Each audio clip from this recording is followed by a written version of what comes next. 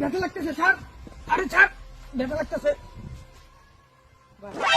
ওর কাছে যা আছে সব বার কর। ভাই আমার কাছে একবারে 4 আনা পয়সা নাই। কিন্তু ছাড় ছাড় ছাড়, আমার কাছে টাকা নাই, আমি গরিব, আমার দাদু গরিব, আমার ঠাকুর দাদা গরিব।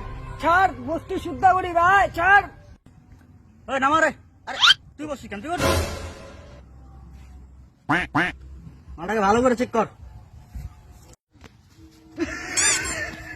স্যার স্যার গুদগুদি লাগতেছে স্যার।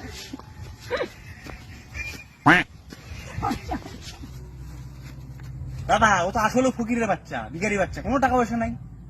ও ছেড়ে দে, ছেড়ে দে, যেতে দে।